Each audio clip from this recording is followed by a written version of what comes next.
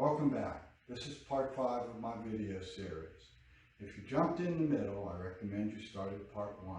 Everything will make more sense. At this point in the design, you have a chair with its seat at a comfortable height and angle to the floor. The slats in the seat bend to provide cushioning.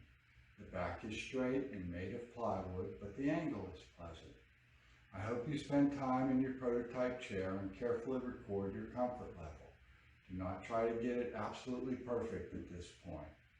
This type of design takes time, but in the end you will have a chair that gives years of comfortable sitting. In this step, we will develop the up-down curve of the back and bend the back slats. This diagram shows the natural shape of the unit's spine. An important part of the shape is the lumbar area. We need to support this area for your chair to be comfortable. The description of this video contains a link to a back support pattern that mimics the natural shape of the spine. Print the pattern and cut 2 back supports for your prototype to follow the shape. The shape is just a starting point. You probably have some unused 2 1/4 inch by 1/4 inch thick slats from making the seat. Using rubber bands, attach one to the back support in the lumbar area. Fasten the supports to the prototype and set the seat to back angle. Then adjust the back supports up and down until the lumbar slat feels comfortable.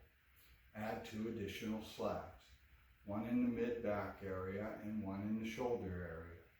Adjust these until they feel comfortable.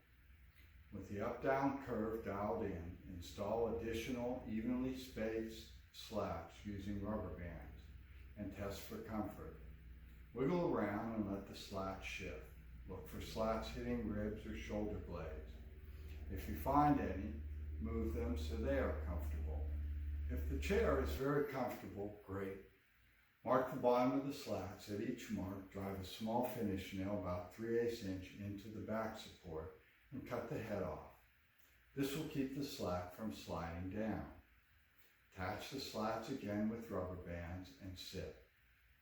You may discover that there is no comfortable arrangement of the back slats. This indicates that the up-down curve is not right for you. Use spacers behind the slats to change the shape of the curve. Add or subtract wood from the back support to maintain the new shape. I started with my template. After many modifications, this is what my prototype back support looked like. You can see I added different pieces of wood here and there. I added my nails. From that prototype, I created a wooden template for cutting and shaping my back supports. And using that template, I made finished back supports, following the shape that I developed using the prototype. You may need to repeat this process several times to dial in the right shape for your back.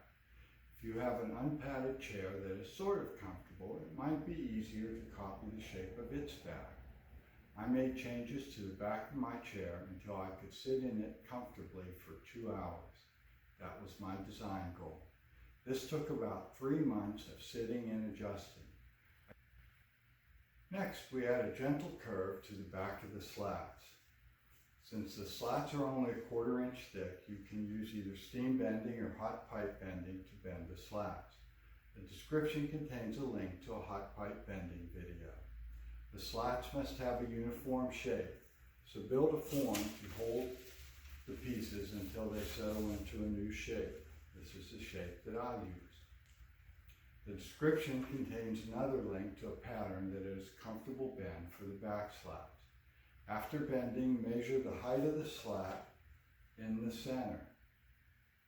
You may find these heights vary by 1/4 inch or more. Mark the height on the slat. Sometimes just a 1/4 inch difference or less makes a difference in the comfort of the back. Fasten the bent slats with rubber bands to the prototype back support and test the chair for comfort. These are all the steps I used for designing a comfortable wooden chair. You should test and modify the prototype chair until it is really comfortable. My design goal was 2 hours of comfortable, uninterrupted sitting in the chair.